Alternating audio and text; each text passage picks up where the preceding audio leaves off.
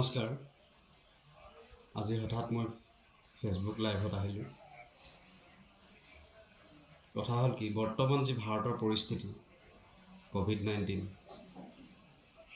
এই অচিন বেমাৰটোৰ কাৰণে বৰ্তমান গোটেই বিশ্বই আজি অস্থিৰ।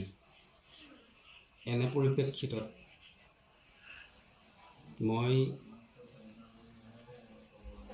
বিশেষকৈ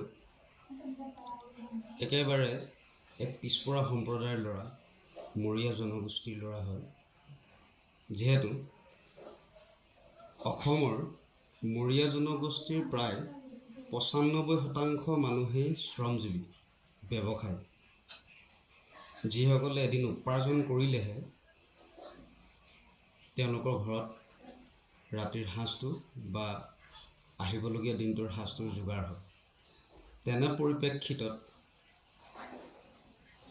চৰকাৰে যি COVID-19 ওপৰত লকডাউন কাৰ্যসূচী ৰূপায়ণ কৰিছে, আমি সকলোৱে তাক শ্ৰদ্ধা কৰিছোঁ আৰু বিশ্ববাসীয়ে এই কাৰ্যসূচীটোক সমৰ্থন জনাইছে। কিন্তু আচল কথা হ'ল কি, ধান পকে মানে তুনিৰ মৰম। এতিয়া বৰ্তমান এই জনগোষ্ঠীটোৰ, মই বিশেষকৈ অসমৰ প্ৰত্যেকৰ কথা ক'ব নাযাওঁ, কিয়নো যিহেতু মই এটা সুকীয়া সংগঠনত, এটা সুকীয়া জনগোষ্ঠীৰ সংগঠনৰ মই নেতা হয়। সেই অনুপাতে আজি মোৰ জনগোষ্ঠীটোক কেন্দ্ৰ কৰি মই ক'ব লগা হৈছে, কিয়নো গোটেই পৃথিৱীৰ মানৱ সভ্যতাক সংশোধন বা সংস্কাৰ কৰাৰ মোৰ কেপাচিটি নাই।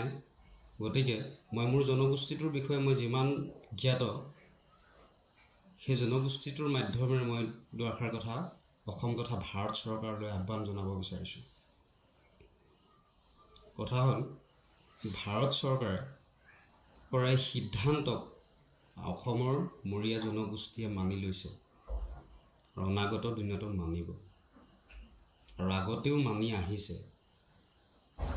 কিন্তু সেই পৰিস্থিতি তেওঁলোকে মানিবলৈ যোৱাত আজি এনেকুৱা পৰ্যায় হৈছে, মোলৈ অসমৰ বিভিন্ন ঠাইৰ পৰা ফোন আহিছে, মেছেজ আহিছে যে সাংগঠনিকভাৱে তোমালোকে কিবা সহায় সহযোগিতা আগবঢ়োৱা।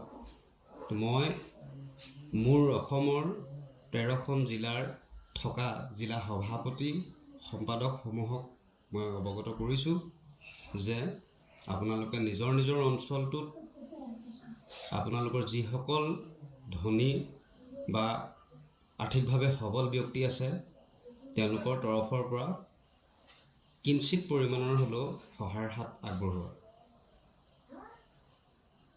সেই অনুপাতে 2-4খন জিলাই এই কাৰ্যসূচী লৈ আহিছে। কিন্তু তেওঁলোকে কিঞ্চিত পৰিমাণৰ যি সহায় সহযোগিতা কৰিছে, এদিন বা দুদিনৰ এটা হাল।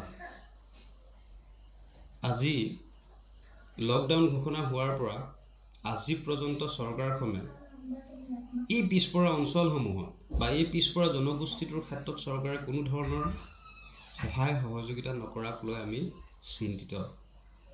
কিয়নো এই মৰীয়া জনগোষ্ঠীৰ অসমৰ প্ৰায় 95% পুৰুষেই ব্যৱসায়। মই আকৌ কৈছোঁ যে তেওঁলোকে দিনটোৰ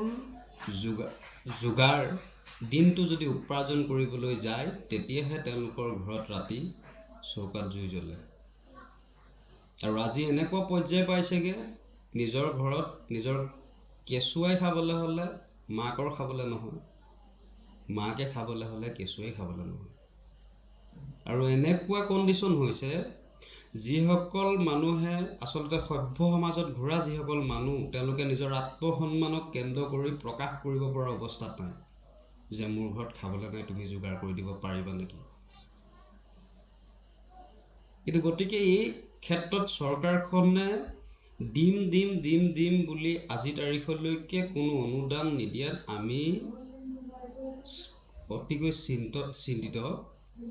কিয়নো সেইসকল মানুহৰ পেটৰ ভোক মিটাওক আপোনালোকে।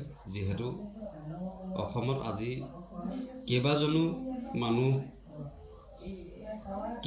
মানুহৰ আজি এই ৰোগত আক্ৰান্ত হৈছে, যদি এই লকডাউন ঘোষণা নকৰিলে হয়, ইয়াৰ হাৰ অত্যাধিক হ'লহেঁতেন। যদিও এতিয়া যি পৰ্যায় দেখিছোঁ, বেমাৰত নহয়, মানুহ মৰিব ভোকত। মই যিমান দূৰ জানো বা শুনিছোঁ, 21 দিন নাখালে মানুহৰ মৃত্যু হয়। কিন্তু এতিয়া দেখিছোঁ সেই 21 দিনেই অনাহাৰত কটাবলগীয়া কিছুমান মানুহ মই দেখিছোঁ। বিভিন্ন ধৰণৰ ফোন কল আহিছে।